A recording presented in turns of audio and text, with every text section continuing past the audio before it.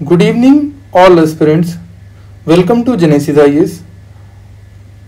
आज ये जो टॉपिक के बारे में हम लोग बात करने जा रहे हैं, ये वह टॉपिक है जो कि आपके मार्क्स अगर मेंस आंसर राइटिंग में, टेस्ट सीरीज में या यूपीएससी के लास्ट ईयर जो आपने अटैम्प्ट दिए हैं उसमें आपका जो सिलेक्शन रुक रहा है, तो आपको मार्क्स अपने किस तरीके से इम्प्रूव करने हैं, तो उससे रिलेटेड ये वीडियो है। इस वीडियो में हम डिस्कस करेंगे मोस्ट इम्पॉर्टेंट जो भी कंसिडरेबल पॉइंट्स होते हैं जो आपके मेंस आंसर में आने चाहिए, उनके बारे में आज हम लोग इसमें बात करेंगे। ये जो एक इनिशिएटिव है जेनेसिस आईएएस, ये आईआईटी एलुमनीज, आईआईटी मद्रास और आईआईटी पटना और आईआईटी खड़गपुर के एलुमनाइज का एक इनिशिएटिव है। और इसमें जो है इंटरव्यू अपीयर्स जो एस्पिरेंट हैं और जो सिलेक्टेड कैंडिडेट्स हैं उनकी गाइडेंस में ये इनिशिएटिव को स्टार्ट करा गया है। तो फ्रेंड्स, आज हम लोग बात करते हैं अभी इसके बारे में। तो कीवर्ड्स क्या होते हैं, इनका किस तरीके से यूज़ करना है, मैं आपको आज उसके बारे में बताऊंगा। और ये आज इस सीरीज का पहला पार्ट है। आप लोग जो है हमारे चैनल को सब्सक्राइब कर लीजिए, ठीक है। तो चलिए स्टार्ट करते हैं। तो फ्रेंड, सबसे पहले आप देखिए, इसमें मैंने 3 सेक्टर्स को कवर करा गया है। एक तो इसमें मैंने बैंकिंग सेक्टर कवर करा गया है, दूसरा मैंने इसमें टैक्सेशन सेक्टर को कवर करा गया है, और तीसरा जो इसमें करा है मैंने वो मैन्युफैक्चरिंग सेक्टर को कवर करा है। ये हमारी सीरीज का पार्ट 1 है। आगे भी इससे रिलेटेड टॉपिक आएंगे। अब मैं बात करता हूँ कैसे आपको इनको यूज करना है। तो फ्रेंड्स, जब भी आपको ये सामने बैंकिंग सेक्टर से रिलेटेड कोई क्वेश्चन आता है, सपोज कीजिए अभी आपके सामने जो प्रॉब्लम आ रही है, एक इंक्लूसिव बैंकिंग की प्रॉब्लम आ रही है, ठीक है। तो उसमें क्या करना है आपको ये जो आपको 4D के टर्म्स में सॉल्यूशन देना है। तो जो आप कंक्लूजन लिखेंगे, तो आप कंक्लूजन में कह सकते हैं कि although we have taken the various step but we have to focus on the 4Ds which is deregulation, differentiation, diversification and disinvestor. तो इसमें क्या रहेगा कि जैसे आप जब डीरेगुलेशन की बात करेंगे तो आपको बताना है कि जो हमारे बैंक हैं वो ओवर रेगुलराइज्ड हैं, ठीक है, उनमें जो है फ्लेक्सिबिलिटी बहुत कम है। फिर तीसरा आप बात है डिफरेंशिएशन, जो हमारा मतलब डिफरेंशिएशन है कि हमारे जो डाइवर्सिफिकेशन है और जो प्रोडक्ट्स हैं बैंक के, उस पर ज़्यादा काफ़ी रेगुलेशंस होती है आरबीआई की, ठीक है। फिर थर्ड आता है डाइवर्सिफिकेशन और डिसइन्वेस्टर। तो आप इस तरीके से जो भी बैंकिंग के क्वेश्चंस हैं उसमें यूज़ कर सकते हैं। फिर आपका अगर जैसे कोई क्वेश्चन एनपीए पे आता है, सपोज तो आपको एनपीए में आपको पॉइंट्स रिवाइज करने हैं और आपको याद नहीं आ रहे हैं, तो आप उसमें किस तरीके से यूज़ करेंगे कि सबसे पहले जो एनपीए की प्रॉब्लम है हमें उसको रिकॉग्नाइज करना है।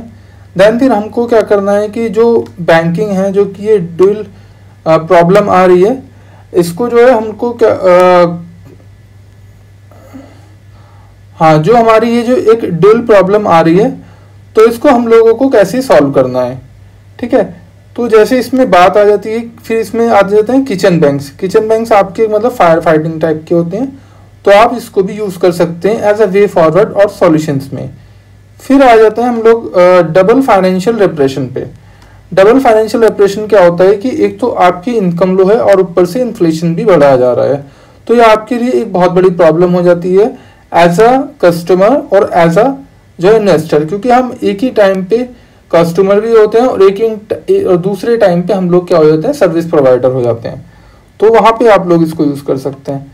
फिर इसमें एक चीज़ आती है कि जैसे 3Ps, तो आप जब ये कीवर्ड्स को याद रखेंगे, आपके माइंड में रहेंगे, तो जब आप आंसर लिखने जाएंगे तो आप एक बहुत अच्छा आंसर जो है वहाँ पे लिख सकते हैं, ठीक है। तो 3P क्या रहता है कि सुटेबल प्रोडक्ट होना चाहिए, ट्रांसपेरेंसी होनी चाहिए प्रोसेस में, ठीक है, और प्रोडक्ट क्या होना चाहिए, फैमिलियर होना चाहिए।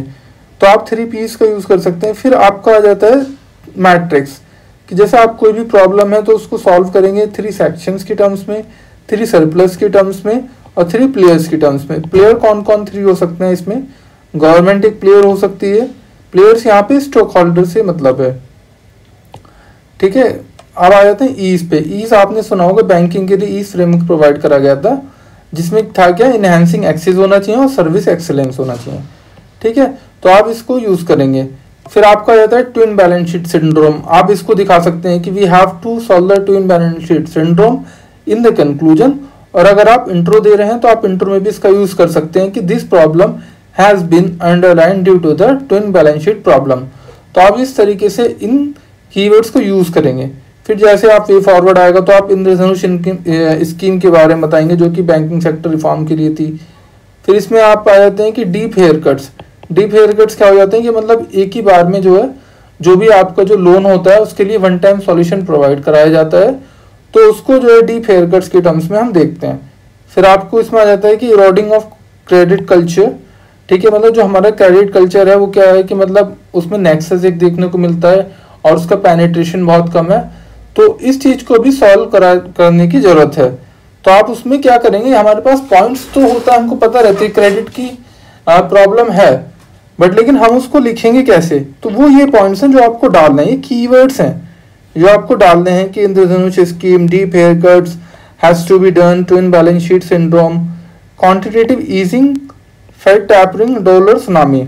इसको हम क्या कर सकते हैं कि ये जो सॉल्यूशंस की टर्म्स में दिया गया है कि अगर हमारे पास जो कोई प्रॉब्लम एग्जिस्ट करती है तो उसको हमको कैसे करना है, तो उसमें क्वांटिटेटिव ईजिंग करनी है, फेड टैपरिंग करनी है, डॉलर सुनामी करनी है। फिर इसमें तीसरी चीज आ जाती है कि जो हमारे एक अनसर्व डेब्ट्स होते हैं और एक सिक्योर्ड डेब्ट्स होते हैं। तो हमारे को जो जितने भी डेब्ट्स इंस्ट्रूमेंट होने चाहिए वो सिक्योर्ड करने चाहिए।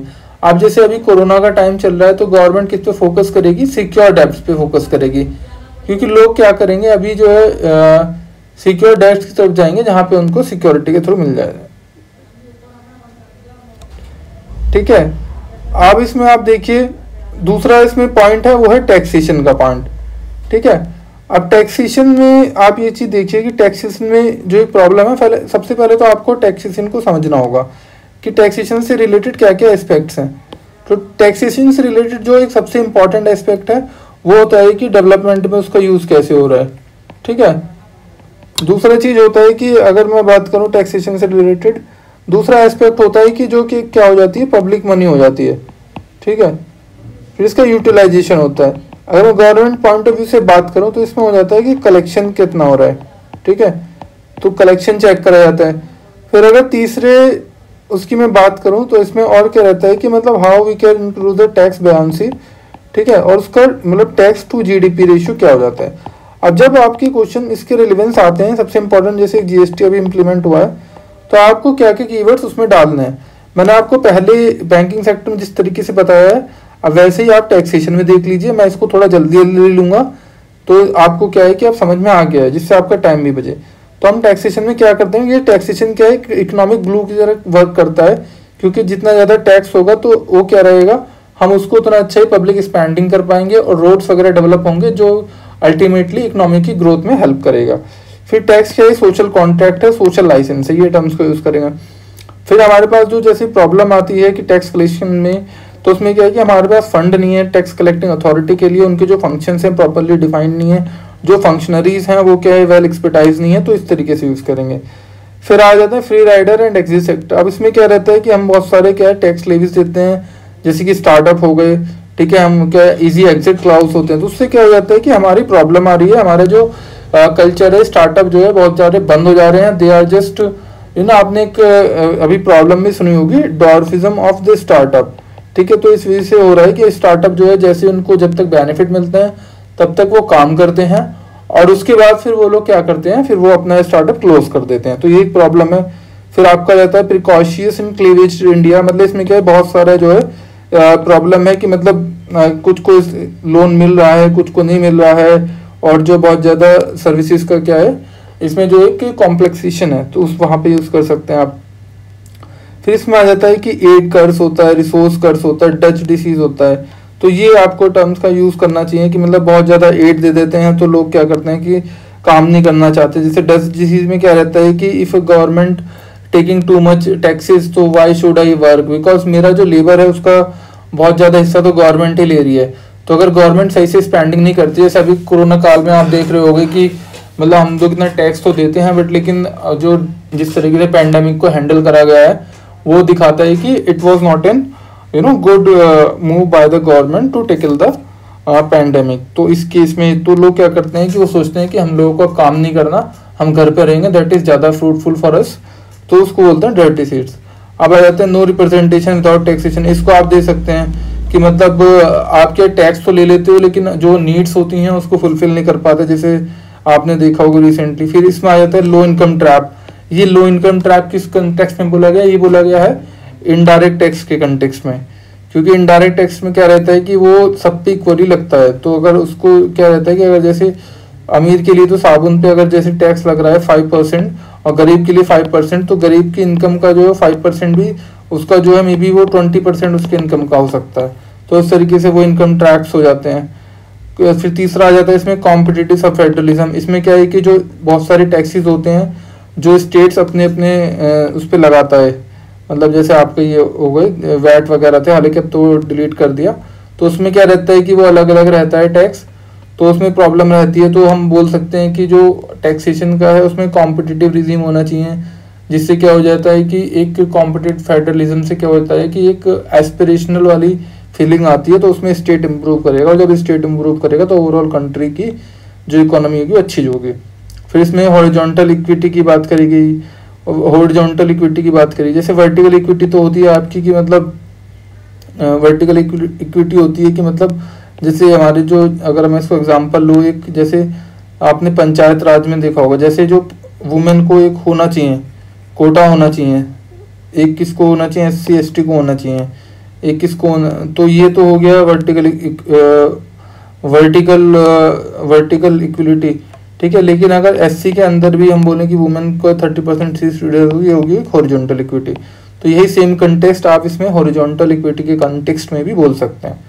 फिर इसमें हो जाता है कि एक्सपोर्ट सुपरस्टार्स।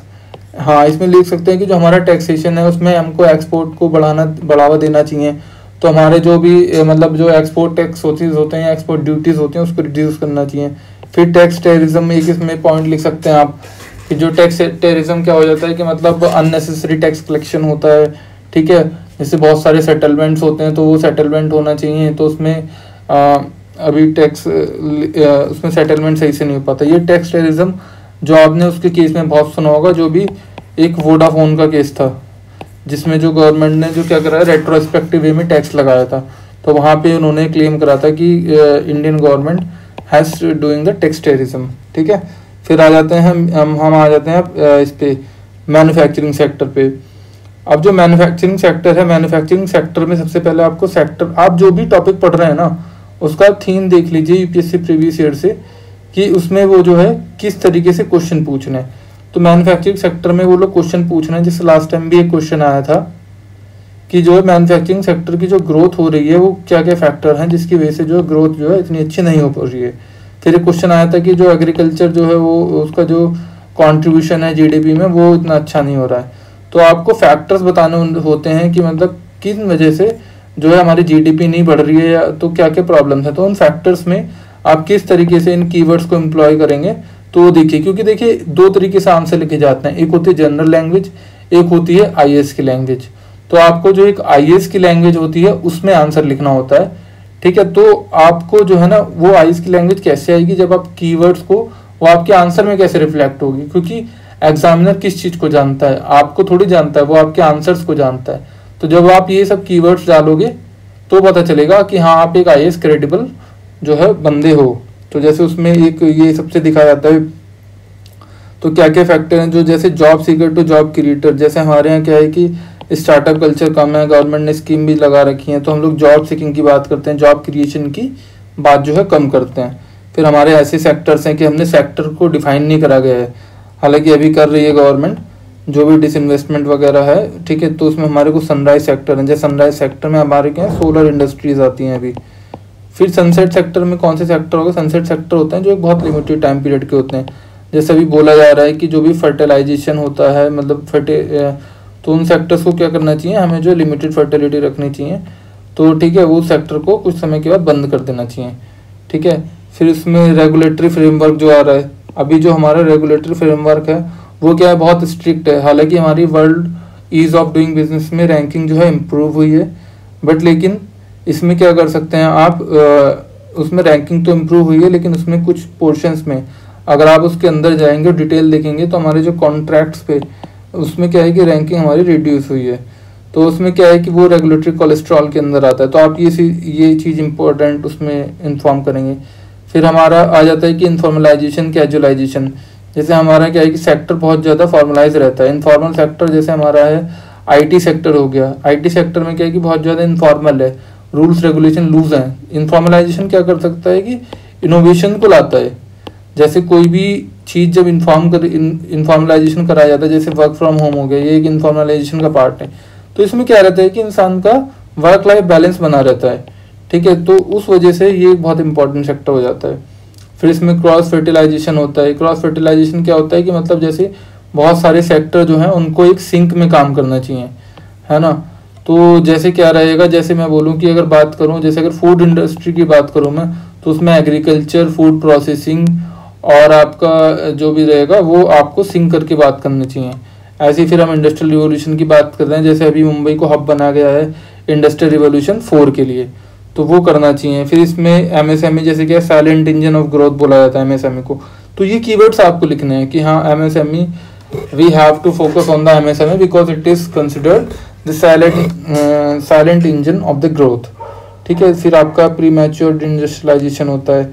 फिर इसमें क्या है कि जैसे हमारा जैसे जो भी इंडस्ट्रियलाइजेशन होता है वो कैसे होता है, एग्रीकल्चर पे जाता है पहले, फिर मैन्युफैक्चरिंग पे जाता है, एंड देन फिर आपका सर्विस सेक्टर पे जाता है। लेकिन हमारे यहाँ क्या है कि मैन्युफैक्चरिंग स्किप हो गया, हम डायरेक्टली एग्रीकल्चर से सर्विस में आ गए। तो इसी वजह से आज हम लोग बहुत ज़्यादा प्रॉब्लम फेस कर रहे हैं, एम्प्लॉयमेंट की प्रॉब्लम फेस कर रहे हैं, ठीक है। तो और ये सब प्रॉब्लम फेस कर रहे हैं। तो ये कीवर्ड्स थे जो कि मैन्युफैक्चरिंग सेक्टर के थे, टैक्सेशन के थे और बैंकिंग के थे। तो फ्रेंड्स ये हमारा नया इनिशिएटिव है, इसको आप लोग जो है ज्वाइन कर लीजिए। अभी इसका पार्ट 1 आया है, इसमें पार्ट 2 आएगा, पार्ट 3 आएगा। ये टोटल जो है आपके जो है ये अराउंड 10 पार्ट्स हैं। 10 पार्ट्स में हम लोग इसी तरीके से सारे कीवर्ड्स को डिस्कस करेंगे। तो आप लोग क्या कीजिए, हमारे चैनल को सब्सक्राइब कर लीजिए और इसको अपने फ्रेंड्स के थ्रू भेजिए, खासकर उन लोगों के जो कि मेंस में कंफ्यूज हैं कि मेंस में किस तरीके से आंसर इम्प्रूव कराया जाए, ठीक है। कैसे अपने मार्क्स जो हैं 2 से 5 बनाए जाएं और 6 से 6.5 करे जाएं। तो ये आप कीजिए। आप ये हमारा एक प्रोग्राम भी चल रहा है हमारा यूपीएससी मेंस टेस्ट सीरीज का, आप उसको ज्वाइन कर सकते हैं, जिसपे आपको जो है आपकी जो कॉपीज होंगी वो लाइव चेक करी जाएंगी, ठीक है। आप हमारे चैनल पे देख सकते हैं कैसे लाइव कॉपी चेक होती है प्रीवियस वीडियोज़ में। और फिर आपको इसमें क्या है कि free 1-on-1 live mentorship programme है ये। तो आप इस नंबर पे कांटेक्ट करके इसकी डिटेल जान सकते हैं, ठीक है। हमारे टेलीग्राम चैनल जेनेसिस आईएएस को भी ज्वाइन कर लीजिए और हमारी वेबसाइट पे जाके इस टेस्ट सीरीज के बारे में आप कंप्लीट डिटेल ले सकते हैं, ठीक है।